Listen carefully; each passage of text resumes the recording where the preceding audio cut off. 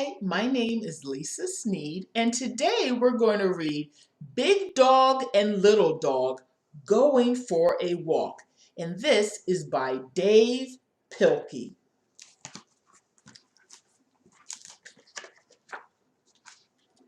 Big Dog is going for a walk. Little Dog is going too. Which dog is the big dog? This one right here. Little dog likes to play in the mud. Big dog likes to eat the mud. Do you like to eat mud? I didn't think so. Little dog likes to splash in the puddles. Big dog likes to drink the puddles. Big dog and little dog had a fun walk. They are very dirty. Look at all of the mud and dirt on them. It is time to take a bath.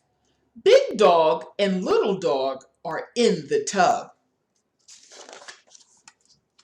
Now it is time to dry off. Big dog and little dog shake and shake. Look at all the water flying off of them. They're shaking so hard. Big dog and little dog are clean and dry.